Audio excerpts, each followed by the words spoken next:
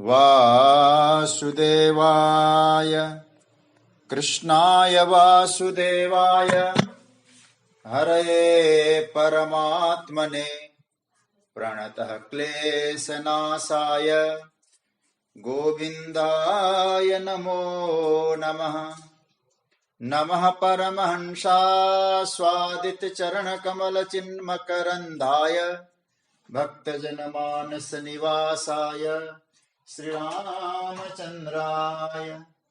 वागीशायस्य वदने लक्ष्मीर्यस्य च वक्षसि यस्यास्ते हृदये संवित् तं नृसिंहमहं भजे।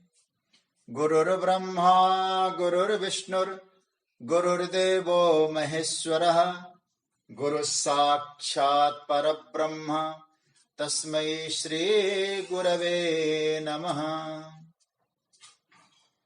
भगवत चरण कमलानुरागी सभी आत्मीय प्रिय स्वजन, आप सभी को मेरा प्रणाम वंदन, आप सबका अभिनंदन। राधे राधे। भगवान की मंगलमय कृपा करुणा से उन्हीं की भावमय उपस्थिति का अनुभव करते हुए मानव जीवन का सर्वोच्च लाभ हमको प्राप्त हो रहा है। प्रभु की मंगलमय कृपा से श्रीमद् भगवत गीता पर हम लोग चिंतन कर रहे हैं। उस चिंतन की यात्रा में 7वें अध्याय के चिंतन में हम लोगों ने 16वें श्लोक पर चिंतन किया कि भगवान को भजने वाले जो भक्त हैं वो 4 प्रकार के होते हैं। अर्थार्थी, आर्त, जिज्ञासु और ज्ञानी। चारों का अलग अलग प्रकार बताया। अब 4 जो भक्तों की चर्चा भगवान ने, पहली बात तो यह है भक्त शब्द का अर्थ क्या होता है। भक्त शब्द का अर्थ होता है जो जुड़ा हुआ होता है। संस्कृत भाषा में हम लोग 2 शब्द का प्रयोग करते हैं, विभक्त और भक्त। विभक्त का अर्थ होता है जो जुड़ा हुआ नहीं है, वो विभक्त है, और जो जुड़ा हुआ है वो भक्त है।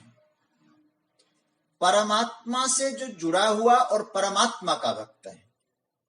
ऐसे महात्मा लोग भी कभी कभी कहते ना, ये मेरा भक्त है, तो इसका मतलब वो उन महात्मा जी से जुड़ा हुआ है। जो भगवान से जुड़ा हुआ है वो भगवान का भक्त है। लेकिन भगवान से जुड़ने के जो प्रकार है वो भगवान ने 4 प्रकार बताए हैं। 4 प्रकार से लोग मुझसे जुड़ते हैं। कोई किसी वस्तु को पाने के लिए जुड़ता है, कोई प्रयोजन विशेष से जुड़ता है, कोई जब दुखी होता है तो दुख निवारण के लिए भगवान से जुड़ता है, और कोई भगवान के विषय में जानना चाहता है, जानने की इच्छा से जुड़ता है, और कोई सोचता है हम परमात्मा से नित्य संयोग में रहें, हम कभी अलग अलग हो ही नहीं, नित्य संयुक्त अवस्था का अनुभव करने के लिए जुड़ता है। तो भगवान यहां कह रहे हैं कि 4 प्रकार से जुड़ते हैं। तो मैंने 4 अलग अलग नाम दिए, अर्थार्थी, आर्त, जिज्ञासु और ज्ञानी। अब स्वाभाविक प्रश्न उठ सकता है, महाराज आप बताइए प्रभु, आपने चारों का विभाग कर दिया भक्तों के, लेकिन यदि मैं आपसे पूछूं इन चारों में भी कोई अच्छा श्रेष्ठतम भक्त आपका हो सकता है तो बता दिया जाए। तो भगवान ने 4 प्रकार के भक्तों में अब श्रेष्ठतम भक्त की चर्चा भगवान की है, कर रहे हैं। श्रेष्ठतम भक्त भगवान का कौन है इन चारों प्रकार के भक्तों में, ये हम लोग अब इसकी चर्चा में भगवान 17वां श्लोक बोल रहे हैं, जिसमें श्रेष्ठ भक्त क्यों श्रेष्ठ है, इसका भी स्पष्ट भगवान ने इसका विश्लेषण किया है। आइए 17वें श्लोक का हम लोग पाठ करके हम लोग आगे बढ़ते हैं। तेषां ज्ञानी नित्ययुक्तः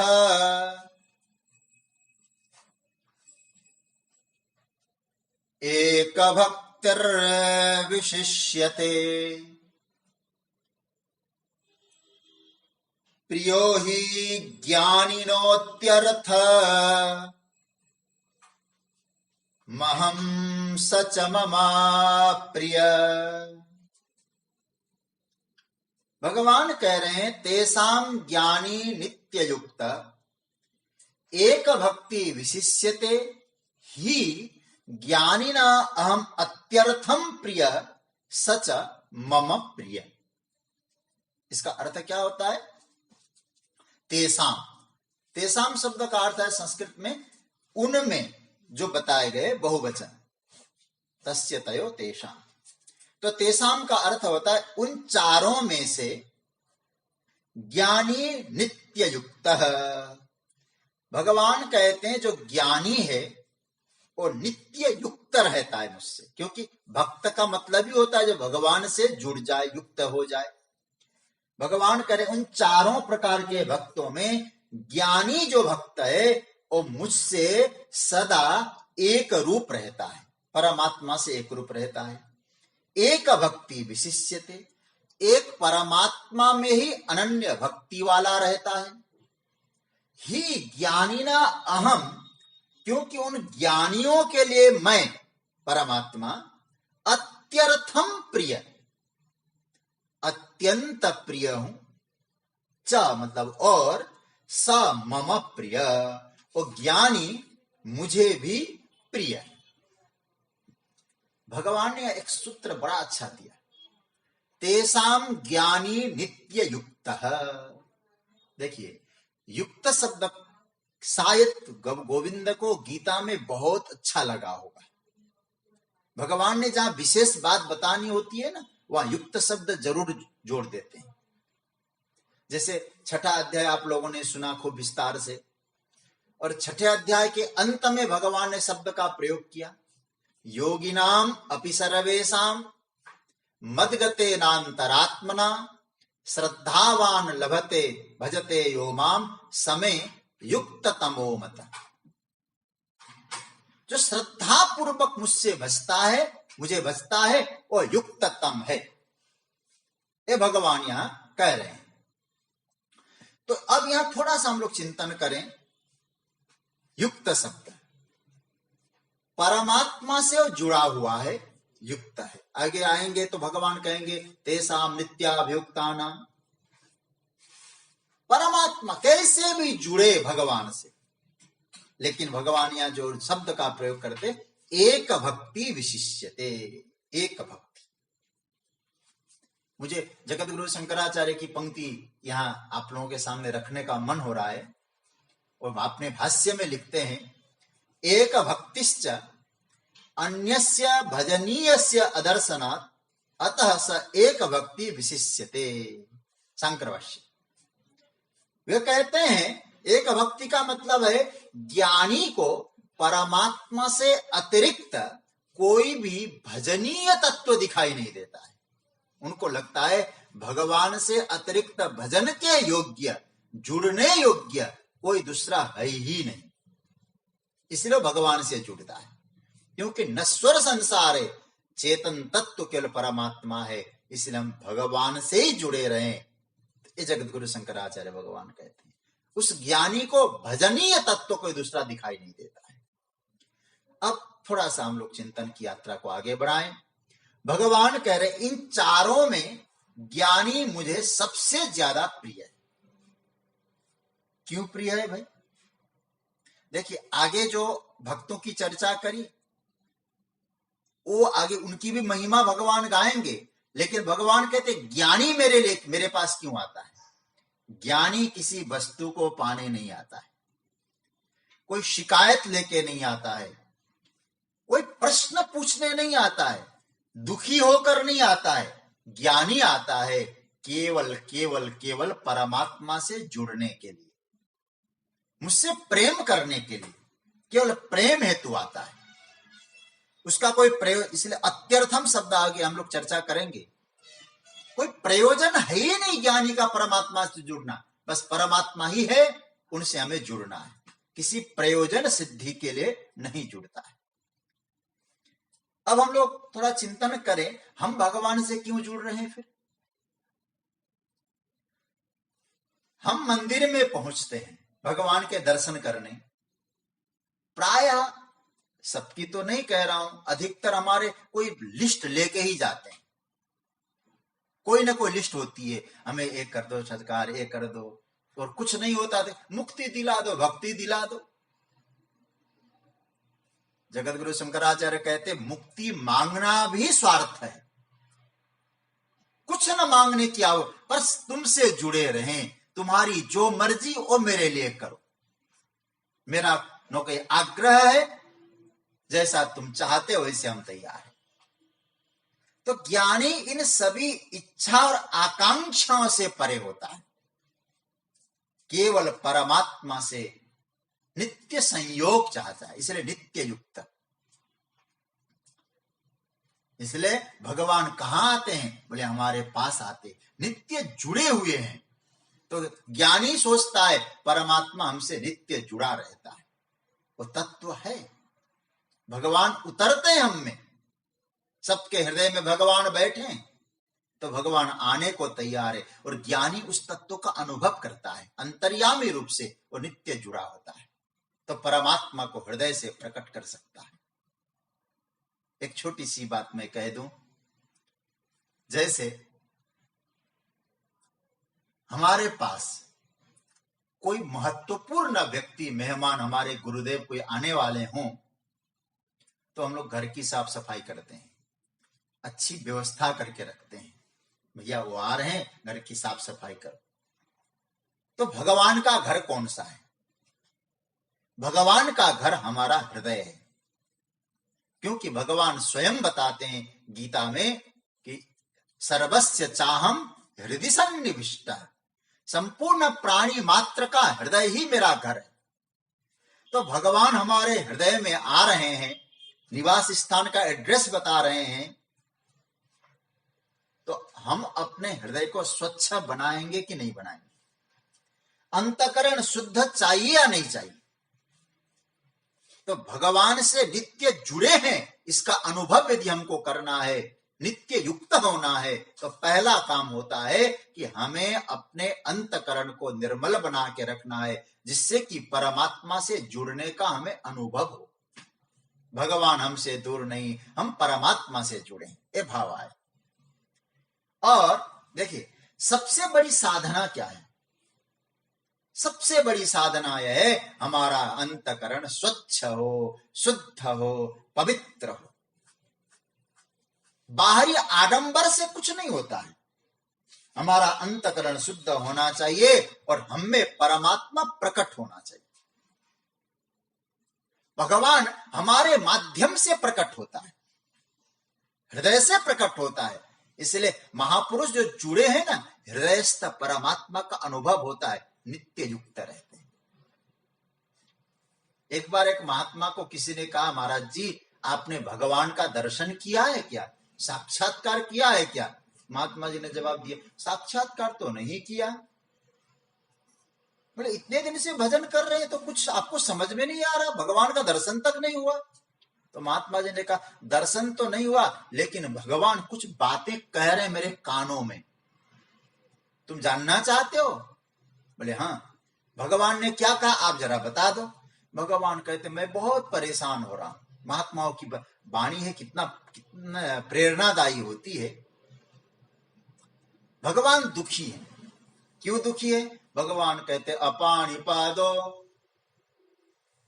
जब अनुग्रहीता पश्यत्य चक्षुष शृणोत्य कर्ण सबेत्ति वेद्यम न चस्त्यास्ति वेत्ता तमाहुराग्रम पुरुषम महंतम। श्वेताश्वतर उपनिषद। भगवान कह रहे हैं कि भाई मुझ में मेरे न हाथ है, न पांव है, न वाणी है, मैं क्या करूं? मेरे पास कुछ भी नहीं है और मन भी नहीं है। इसलिए मैं परेशान हो रहा हूं। तो फिर अच्छा महाराज जी आप बताइए भगवान ने क्या कहा फिर आपसे?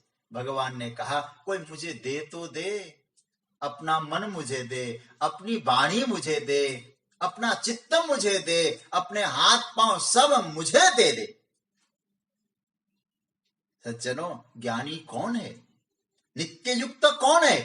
उसके द्वारा जो कुछ हो रहा है, आंख, कान, नाक, इंद्रियां, सब उसको ही देने को राजी है। मेरा नहीं है सरकार, तूने दिया है, सब तेरा है। ये नित्य युक्त है। और हम दे नहीं पाते, हमारे हाथ स्वार्थ में व्यस्त है, हमारी वाणी आत्मश्लाघा में व्यस्त है, और हमारा मन सुख दुख का बोझा ढोने में व्यस्त है। फिर क्या करना चाहिए? हमें एक काम करना है, ये जो हाथ है, वाणी है, मन है, हमारे हाथ स्वार्थ के लिए न उठे, वाणी से आत्मश्लाघा न हो, राम नाम का जप होता रहे, कृष्ण नाम का जप होता रहे, और मन से पर निरीक्षण न हो, ये भाव रखे, न काहू से दोषती, न काहू से बैर। मन, वचन और कर्म जब एक हो जाए, परमात्मा से जुड़ जाए, ऐसा जो भक्त होता है भगवान का नित्य युक्त होता है, वो ज्ञानी हो जाता है। ज्ञानी ऐसा नित्य युक्त है। ऐसे जब हम पूरे खाली हो जाते, सब उसको देने के पश्चात फिर हमारे हाथों से परमात्मा कार्य करता है। परमात्मा हमारे माध्यम से प्रकट होता है, ब्रह्मभूत बन के परमात्मा। इसलिए ऐसे ज्ञानी को ब्रह्मभूत कहा है, ऐसे भक्त को ब्रह्मभूत कहा है। आप लोगों के पास छोटी गीता है ना, आप थोड़ा देखिए 18वें अध्याय का 54वां श्लोक, आपको बहुत अच्छा लगेगा। भगवान क्या कह रहे हैं? ब्रह्मभूत प्रसन्नात्मा न सोचती न कांक्षति, समः सर्वेषु भूतेषु मद भक्तिम लभते परां। इतना भक्त का अनुभव है। क्या अनुभव है? ब्रह्मभूत प्रसन्नात्मा। उस भक्त के माध्यम से परमात्मा, ब्रह्मभूत परमात्मा प्रकट होने को हो रहा है, तो ब्रह्मभूत हो जाता है। उस भक्त ने, उस ज्ञानी ने परमात्मा को अपने माध्यम से प्रकट होने का अवसर दिया है। हृदय को निर्मल बना के नित्य युक्त होकर वो ब्रह्मभूत हो गया है।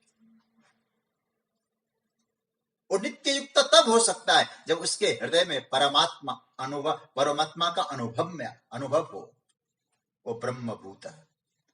तो सज्जनों, हम लोग ब्रह्मभूत न होकर ब्रह्मभूत हो जाते, तो ब्रह्मभूत है तो भगवान हमारे माध्यम से प्रकट होंगे। इसका क्या लक्षण है? पहला लक्षण है प्रसन्नात्मा, प्रसन्न रहो। वो प्रसन्न है। और याद रखिएगा, प्रसन्न कौन होता है? हम भगवान को रोते हुए आपने नहीं देखा होगा। परमात्मा प्रसन्न है, परमात्मा हमारे हृदय में है, वो भी प्रसन्न होता है। वो सोचता है परमात्मा है ना, जही विधि राखे राम तही विधि रही। इसलिए अपनी शिकायत लेकर, दूसरे के साथ कंपैरिजन लेकर परमात्मा के पास जाना बंद कर दे, फिर न सोचती और शोक करना बंद करें। वर्तमान में परमात्मा को प्रकट करना है। भूत की बात नहीं करता, ब्रह्मभूत है। और अधिकतर हमारा जीवन भूत में ही तो जाता है। कैसे थे, क्या हो गया, जाने कहां गए वो दिन, कहे मिट्टी में हो। कहने का तात्पर्य है, ज्ञानी भक्त कौन है? तेषां नित्याभियुक्तानां, नित्य युक्त, और परमात्मा से वर्तमान में नित्य रूप से जुड़ा है। और न शोक करेगा, न आकांक्षा करेगा, और परमात्मा को छोड़कर कहीं उसका वो जाएगा ही नहीं, क्योंकि उसके भीतर वो तत्व बैठा है। अतः प्रभु कहते हैं तेषां ज्ञानी नित्य युक्त। परमात्मा से जुड़ने की साधना क्षण भर के लिए भी अलग नहीं हो सकते। थोड़ा सा चिंतन करना, हम ये सोचे थोड़ी देर अलग हो जाए बाद में तो जुड़ेंगे, नहीं, नित्य युक्त। ज्ञानी कौन है? इसलिए हमारे यहां कहा गया है अनित्य युक्त भी हो सकता है भक्त, लेकिन ज्ञानी जो भक्त है नित्य युक्त है। मैं फिर कह दूं, क्षण भर के लिए नहीं है भगवान से जुड़ने की साधना, नित्य है, सर्वदा है। हम अनित्य, और एक बात आप हमेशा याद रखिएगा, अनित्य जगत के साथ कभी हम नित्य युक्त हो नहीं सकते, कभी भी हो, आप चाहें तो भी नहीं हो सकते। नित्य युक्त उसी के साथ हम हो सकते हैं जो वास्तव में नित्य है। जो नित्य है नहीं उसके साथ कभी नित्य युक्त हो ही नहीं सकते। इसलिए भगवान यहां कह रहे हैं जो मुझसे नित्य युक्त है, तेषां ज्ञानी, उन सभी में ज्ञानी कैसा है? नित्य युक्त है। अनित्य युक्त, अनित्य जगत से कभी हम नित्य जुड़ ही नहीं सकते, क्योंकि जगत नित्य है ही नहीं, परमात्मा अनित्य नहीं है। नित्य से जुड़ना हो, भगवान कहते नित्य युक्त बनो। ज्ञानी इस बात को समझता है, समझता है कि कोई जगत में नित्य तत्व है ही नहीं और परमात्मा में अनित्यता है नहीं। मीराबाई कहती है ना, मुझे ऐसा पति चाहिए हमेशा मैं सुहागिन बनी रहूं। क्योंकि सांसारिक पति मिलेगा, हो सकता है मांग का सिंदूर उजड़ जाए, चूड़ियां टूट जाए, ऐसे वर को क्या वरूं जो जन्मे और मर जाए। मैं तो ऐसा वर चाहूंगी मेरा सौभाग्य अमर हो जाएगा। वही है नित्य युक्त। और सज्जनों, मैं एक बात और कहूं, नित्य युक्त यदि हम चाहते हैं, उस ज्ञानी भक्त की श्रेणी में जाना चाहते हैं, पहले तो भ्रम निकाल दीजिएगा कि हमारा जो व्यवहार है, हमारे जो कार्यकलाप है, हमारा जो कर्म है, हमारा व्यापार है, हमारा उद्योग है, ये बाधक बनेगा। पहले तो ये भ्रम निकाल दीजिए। कई लोगों का ये भ्रम रहता, भाई संसार का काम करना पड़ता, कैसे भगवान से जुड़े। अब मैं आपको एक चीज बताना चाह रहा हूं, गोपियों के प्रसंग को याद करके आप थोड़ा सा चिंतन करना। गोपियां कौन है? तो यहां जब भगवान पहुंचते हैं मथुरा, भगवान जब मथुरा पहुंचे तो कंस के यहां रणांगण में युद्ध चल रहा है। उस समय गोपियों की प्रशंसा करते हुए सुखदेव जी उन महिलाओं के माध्यम से क्या कहलवा रहे हैं, आप जरा देखिए। या दोहने बहनने मथनोपलेप प्रेंखेंक नारभ रुदितो क्षण मार्जनादो गायंती चैन मनुरक्त धियोस्त्रु कंठ्यो धन्या ब्रजस्त्य और क्रमचित्तयान। अब मैं क्या कहूं इन श्लोकों पर। या दोहने बहनने, गाय दो रही है, झाड़ू लगा रही है, बुहारी कर रही है, बच्चों को खिला रही है, आंखों में काजल लगा रही है, घर की लिपाई पुताई कर रही है, और क्या कहती है? बस मन से नित्य परमात्मा से जुड़ी। गायंती चैन मनुरक्त धियोस्त्रु कंठ्यो धन्या ब्रजस्त्र उरुक्रम चित्तयान। देखिए, उरुक्रम चित्तयान, परमात्मा श्री कृष्ण से जिनका चित्त निरंतर जुड़ा रहता है, वो कर क्या रही है? घर का लिपाई पुताई, घर में झाड़ू बुहारी, बच्चों को भोजन की व्यवस्था, पति की सेवा, सास ससुर की सेवा। अब ऐसी अवस्था होने के पश्चात भी नारद जी को कहना पड़ता है यथा ब्रज गोपिकान। तो आप क्या व्यवहार बाधक समझते हैं? आप अच्छा कार्य करें, व्यवहार बाधक नहीं हो सकता।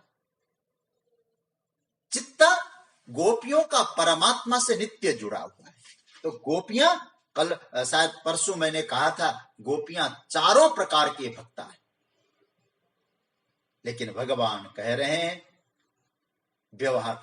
तो मैं कह रहा था तेषां ज्ञानी नित्य युक्त एक भक्तिर विशिष्यते। एक और आपने ये तो समझ लिया, वो ज्ञानी नित्य युक्त है। क्यों नित्य युक्त है? एक भक्तिर विशिष्यते। ये शब्द और पकड़ लेना थोड़ा सा। एक भक्ति, उसकी भक्ति व्यभिचारिणी भक्ति नहीं, संपूर्ण भाव से समर्पण है। परमात्मा को छोड़कर कहीं वो जाता ही नहीं है। अव्यभिचारिणी भक्ति। अतः ज्ञानी भक्त श्रेष्ठ है, उसका केवल भगवान के प्रति आकर्षण। और पहले जो 3 भक्त है ना, कौन कौन से? अर्थार्थी, आर्त और जिज्ञासु। ये 3 भक्त कैसे हैं? बोले भगवान से चाहते हैं। और ज्ञानी भक्त कौन है? भगवान को चाहता है। अर्थार्थी क्या करेगा? अनुकूलता की इच्छा करेगा। वो कहेगा प्रभु सब अनुकूल हो जाए, हम जो चाहते हैं वैसा धन मिल जाए हमको। अर्थार्थी हाँ भगवान से मांगेगा, बात और है, लेकिन भगवान से चाहेगा। आर्त कहेगा जो मेरी विपरीतता आई है सरकार, उनको मिटा दो आप। आर्त पुकारेगा, जैसे गजेंद्र ने पुकारा। जिज्ञासु कहेगा स्वरूप, परमात्मा स्वरूप का अनुभव करा दो, ज्ञान दे दो। ये सब भक्त हैं। अपनी इच्छा प्रभु, अपनी इच्छा के माध्यम से प्रभु से जुड़ते हैं। पर एक भक्ति, बुरा नहीं मानना, इन भक्ति में एक भक्ति सिद्ध नहीं होती।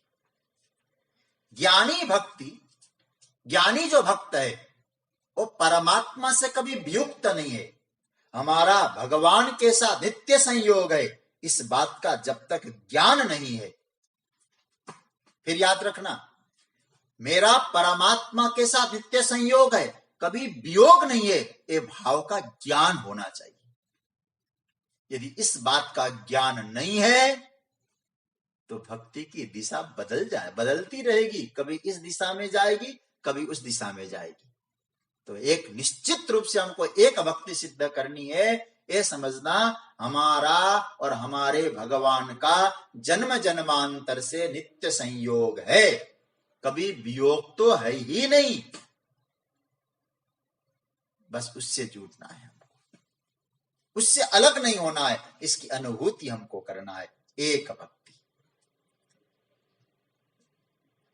प्रियो ही ज्ञानिनोत्यर्थम, एक भक्ति। एक मात्रा परमात्मा के चरण कमलों में जिनकी अनन्य निष्ठा है और ये अनुभव करता है एकमात्र भगवान ही मेरे सर्वस्व है, ये भाव रखने वाला एक भक्त है।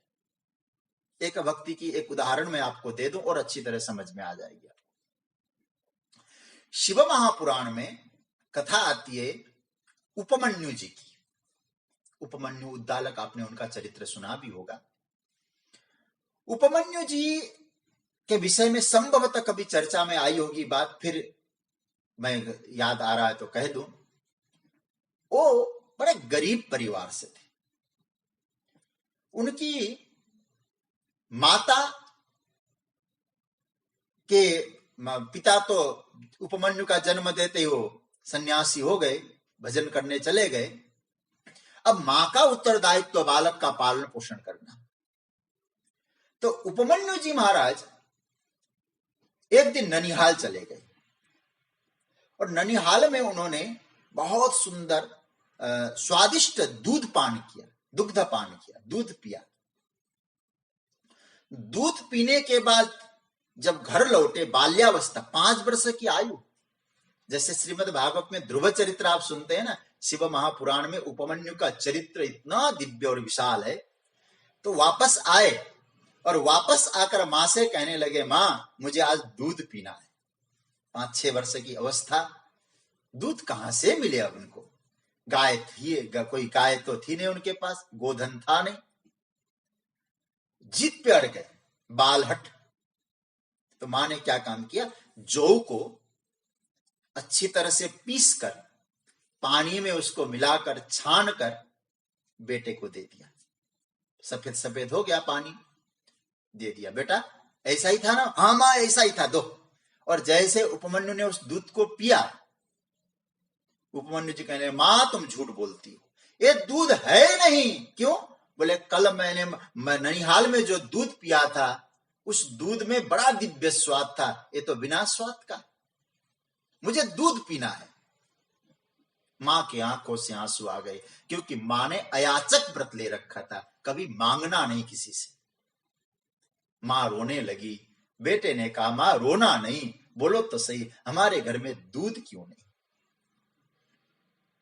तब मां ने बहुत अच्छा जवाब दिया है। पूर्व जन्मनि यह दत्तम शिवमुद्दिश्य वासुतः। बेटा, पूर्व जन्म में भगवान शंकर की हमने उपासना नहीं की होगी, किसी गरीब की सेवा नहीं की होगी, कभी किसी को दूध नहीं दिया होगा, तो आज इस जन्म में हमको दूध नहीं मिल रहा है। अच्छा मां, तो फिर क्या करना चाहिए? तो उन्होंने कहा कि भगवान शंकर ही सर्वश्रेष्ठ है, तुम्हारे हृदय के आत्मा में भगवान शंकर का निवास है, उनके लिए तुम तप करो, उनसे जुड़ने का प्रयत्न करो, और भगवान शंकर प्रसन्न होंगे तुम्हारे जीवन में। तो तुम्हें जब परम तत्व की अनुभूति होगी, कोई दिक्कत नहीं आएगी। जाओ बेटा, साधना करने चले जाओ।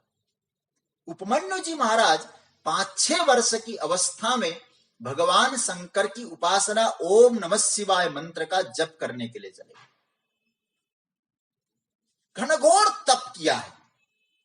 और तप करने के बाद उनकी स्थिति की परीक्षा करने के लिए भगवान शंकर इंद्र के रूप में प्रकट होते। ऐरावत हाथी है दिव्य स्वरूप इंद्र का, और जैसे इंद्र के रूप में प्रकट हुए,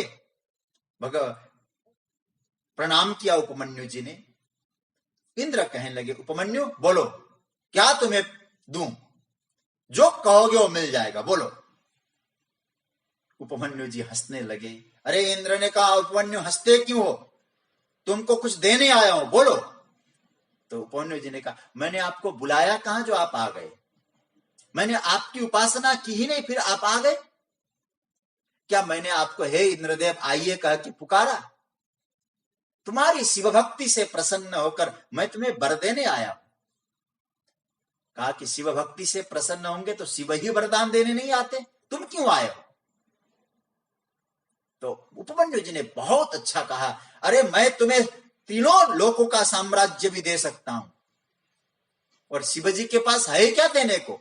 भांग पीने वाले। तो उपमन्यु जी ने एक श्लोक गाया है, अपि कीट पतंगो वा भवेयम शंकराज्ञया न तु शक्रः त्वया दत्तम त्रैलोक्यम अपि कामये। हे इंद्र, आज हमारी बात सुन ले, मैं एक भक्त हूं, एकमात्र जो मेरा इष्ट है, मैं उनको छोड़ के कहीं इधर उधर हाथ नहीं फैलाता। और याद रखना इंद्र, तुम यदि तीनों लोगों का साम्राज्य दोगे तो मुझे नहीं चाहिए। और मेरे आराध्य भगवान भोलेनाथ कहेंगे, उपमन्यु तो विष्टा में कीड़ा बन जा, तो शिव की आज्ञा मेरे लिए सिरोधार्य करना, तीनों लोगों के साम्राज्य से श्रेष्ठ है। क्यों? मैं अनेक भक्त नहीं हूं, मैं एक भक्त हूं। मैं अपना जो आश्रय है उसको त्यागता नहीं। गंगा गए गंगादास, जमुना गए जमुनादास, मैं ऐसा नहीं बनता हूं। एकमात्र परमात्मा ही मेरे सर्वस्व है। इस भाव से मैंने भगवान शंकर की उपासना की। इंद्र और इंद्र वज्र लेकर तैयार हो गया। तो महाराज उपमन्यु जी भगवान भोलेनाथ की स्मृति में, हे प्रभु, आपका मैंने स्मरण किया है, आज ही मेरा दिन हो तो आप कृपा करके दर्शन देना, आज जाने का दिन हो तो दर्शन देना, जिससे कि मैं कृतार्थ हो जाऊं। वंदन करने लगे, और वंदन करके जैसे सर उठाते हैं, ऐरावत नंदी बन जाता है, वज्र त्रिशूल बन जाता है, और ऐरा नंदी के ऊपर इंद्र शिवजी बन जाते हैं। तो भगवान शंकर ने कहा, तुम्हारी एक भक्ति कैसी होती है, मैं दर्शन करने आया था। उपमन्यु, मैं तुमसे प्रसन्न हूं, आज तुमको मैं शिव भक्ति का वरदान दे रहा हूं, और आज से तुम और मुझ में कोई अंतर नहीं, निरंतर अपने हृदय में मेरा अनुभव करोगे। और मैं तुमको एक और वरदान दूंगा, तुम्हें शिव विद्या की सारी दीक्षा मैं दे रहा हूं। और जब श्री कृष्ण, ऐसा शिव पुराण में आया है, श्री कृष्ण शिव दीक्षा प्राप्त करने के लिए वन में आएंगे, तब तुम वहां शिव मंत्र की दीक्षा कृष्ण को देकर कृष्ण के शिव दीक्षा के गुरु के रूप में तुम्हारा वर्ण होगा। यही हुआ है शिव पुराण में। और बाद में उपमन्यु जी ने जो शिव तत्व का वर्णन किया है शिव महापुराण में, एक गजब का है। और शिव जो पुराण के अनुसार उपमन्यु जी ने श्री कृष्ण को शिव मंत्र की दीक्षा देकर शिव ज्ञान कराया। फिर शिवजी की उपासना से उनके घर में पुत्र का जन्म हुआ। तो पुत्र का जन्म होने पर उपमन्यु जी ने कहा, ये भगवान शंकर की कृपा से हुआ है, इसलिए इस बेटे का नाम सांब होना चाहिए। तो जाम्बवती के पुत्र का नाम सांब रखा। मैं ये कथा इसलिए आपको सुना रहा हूं, एक भक्ति की महिमा क्या होती है। उपमन्यु जी को देखिए, इंद्र देने आता है वरदान, इंद्र से नहीं लेते, मैं तो उसी से लूंगा। एक भक्त। तो भगवान कह रहे हैं, एक भक्तिर विशिष्यति प्रियो ही ज्ञानिनोत्यर्थम। वो अति प्रिय नहीं है, अत्यंत प्रिय नहीं है, अत्यर्थ प्रिय है। ये नया शब्द आपको मिल रहा है, अत्यर्थ प्रिय। गीता का अभी तक आप लोगों ने जो चिंतन किया है, अति प्रिय तो मिला होगा, लेकिन अत्यर्थ प्रिय है। अत्यर्थम माने अर्थम अतिक्रम्य इति अत्यर्थम। हमारे और ज्ञानी के बीच में, भगवान कहते हैं मेरे और ज्ञानी के बीच में किसी प्रकार का अर्थ नहीं है, कोई दूसरी चीज है ही नहीं। सच मम अत्यर्थम प्रिय। ज्ञानी हमारा बड़ा प्यारा है और ज्ञानी का मैं बड़ा प्यारा हूं। हमारे और ज्ञानी के बीच में किसी भी दूसरी चीज को लेकर कोई महत्व ही नहीं, कोई है ही नहीं चीज। प्रयोजन रहित संबंध है। एक शब्द मैं आपको दे रहा हूं, अत्यर्थ प्रिय का मतलब है प्रयोजन रहित प्रेम। इसको आप नोट कर लीजिए, बहुत अच्छा लगेगा। ज्ञानी भक्त और भगवान के बीच में जो प्रेम है ना, वो कैसा प्रेम है? प्रयोजन रहित प्रेम। और हम जो प्रेम करते हैं भगवान से, प्रयोजन सहित प्रेम। हम लोगों ने भगवान को क्यों भजा? हे भगवान हमें धन मिले, तो हमने भजा। और धन मिल गया तो भगवान छूटा। हे भगवान हमारा रोग मिट जाए, इसलिए भजा।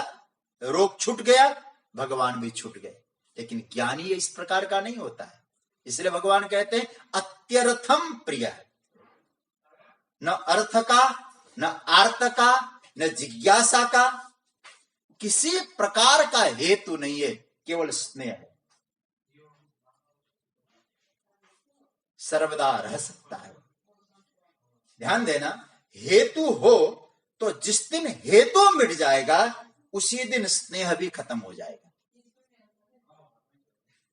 और प्रयोजन रहित जो स्नेह होता है, वही व्यवधान रहित भी होता है। प्रयोजन है तो व्यवधान है, और प्रयोजन खत्म तो व्यवधान भी खत्म। तो आपका यदि भगवान के साथ जो प्रेम में यदि कोई प्रयोजन है, तो याद रखिएगा सज्जनों, फिर व्यवधान है ही है, और कोई प्रयोजन नहीं है। स्नेह में, प्रेम में, भक्ति में कोई व्यवधान भी नहीं। तो भगवान कहते अत्यर्थम प्रिय। और हमारे आचार्य ने अत्यर्थ शब्द पर तो बहुत चिंतन किया है। किसी प्रकार का कोई दूसरा है ही नहीं। जहां द्वितीयता न हो, वही ज्ञानी और प्रेमी, ज्ञानी और भगवान का प्रेम। जहां दूसरा आ जाए, वो प्रेम नहीं हो सकता है। प्रेम में तो एकत्व सिद्ध हो जाएगा। इसलिए भगवान यहां कह रहे हैं, हे अर्जुन, तेसाम ज्ञानी नित्य युक्त, और ज्ञानी नित्य मुझसे जुड़ा है, एक भक्ति। इस पर मैंने उपमन्यु का उदाहरण दिया। एक भक्ति, विशेष रूप से एक भक्ति विशिष्यते प्रियो ही ज्ञानिनोत्यर्थम अहम सच मम प्रिय। अत्यर्थम प्रिय, अत्यर्थम अर्थम अतिक्रम्य। न काम का प्रयोजन है, न लोभ का प्रयोजन है, न धर्म का प्रयोजन है, किसी प्रकार का प्रयोजन नहीं। प्रयोजन है तो मेरा और परमात्मा का मिलन ही प्रयोजन है। बाकी कुछ नहीं है। ऐसा जो ज्ञानी है वो मुझे प्रिय है और मैं ज्ञानी का प्रिय, ये भगवान ने कहा। अच्छा, तो अर्जुन ने मानो ये सोचा कि प्रभु आपने 4 प्रकार के लोगों की बड़ी महिमा गाई, और महिमा गाने के बाद औरों को तो पूरी तरह से खत्म कर दिया, छोड़ दिया। ज्ञानी की महिमा इतनी बढ़ा दी आपने, उन सभी में ज्ञानी श्रेष्ठ है, मैं उसका प्यारा हूं, वो मेरा प्यारा है, तो ज्ञानी ही ज्ञानी है क्या? बाकी किसी भक्त की महिमा नहीं है क्या? बहुत सुंदर सूत्र है। भगवान ने कहा नहीं नहीं, औरों की भी महिमा है। तो कैसी महिमा है औरों की, वो भी बता दीजिए। तो भगवान 18वां श्लोक बोल रहे हैं, मेरे साथ आप लोग गाइएगा। उदारः सर्व एवैते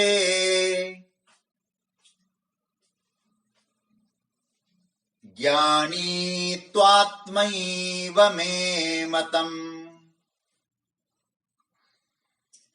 आस्थितः स हि युक्तात्मा मामेवानुत्तमां गतिम्। अब बड़ा सुंदर भाव दे रहे हैं भगवान। सर्वे एते सर्वे एव उदारा तू ज्ञानी में आत्मा एव मतम ही सयुक्तात्मा अनुत्तमाम गतिम माम एव आस्थितः। भगवान कहते एते सर्वे, ये सभी जो भक्त है, जो गिनाए गए, हम लोगों ने जो 17वें 16वें श्लोक में भगवान ने जिन भक्तों की गिनती की 4 प्रकार के, इन सबको एक ही बहुवचन एते, 16वें श्लोक में जो 4 प्रकार के भक्त हैं, ये सब क्या है? उदाराः, ये सब उदार हैं, उदार भक्त हैं। किंतु ज्ञानी आत्मा एवं में मत, ज्ञानी मेरी आत्मा है। ये श्रेष्ठ भाव वाले हैं, लेकिन ज्ञानी जो भक्त है, युक्त भक्त है, वो मेरा आत्मा है, ऐसा मैंने माना है। ही मतलब क्योंकि सयुक्तात्मा, वो ज्ञानी मुझसे एक रूप में रहता है।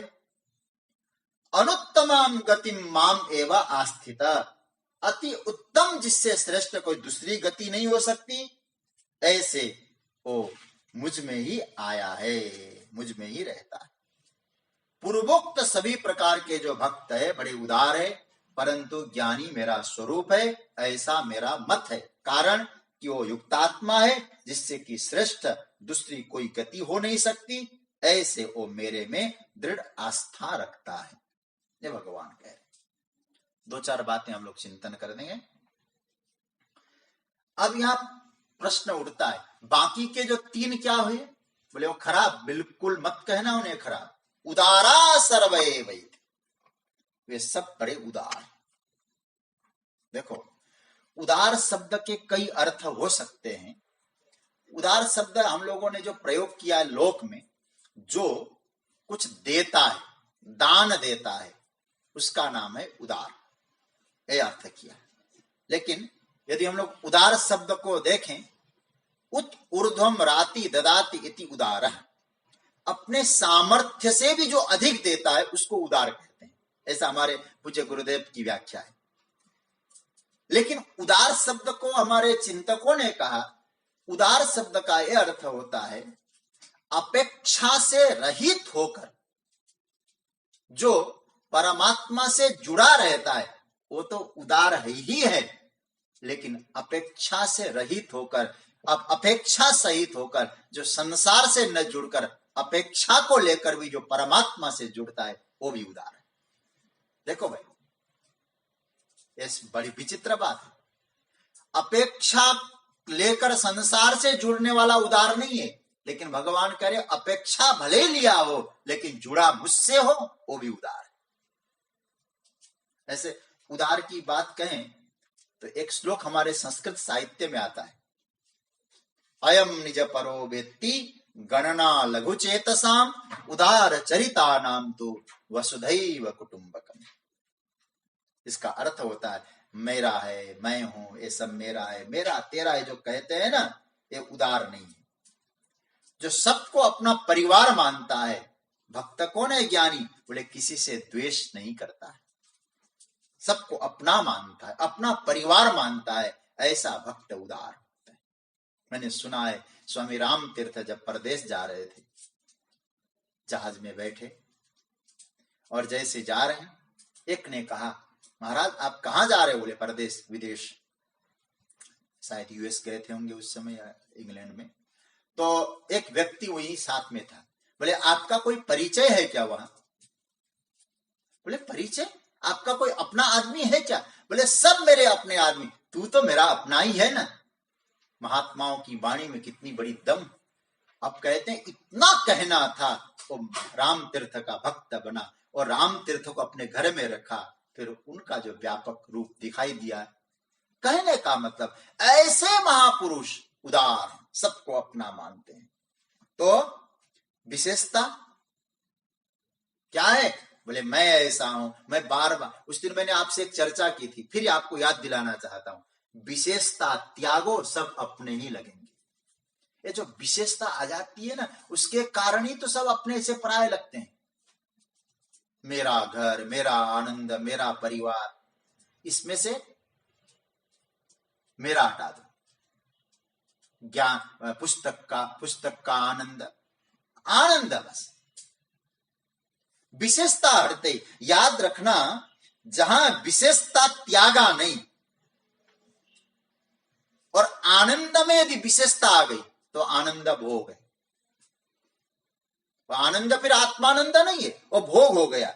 और जिस ज्ञान में विशेषता आ गई, मैंने इतना पढ़ा, पुस्तक का ज्ञान, काज इसमें आ गया। मैंने उस दिन कहा था, जिस ज्ञान में विशेषता वो पांडित्य है केवल, जिस आनंद में विशेषता वो भोग है केवल, और जिस सत्ता में विशेषता वो संसार है।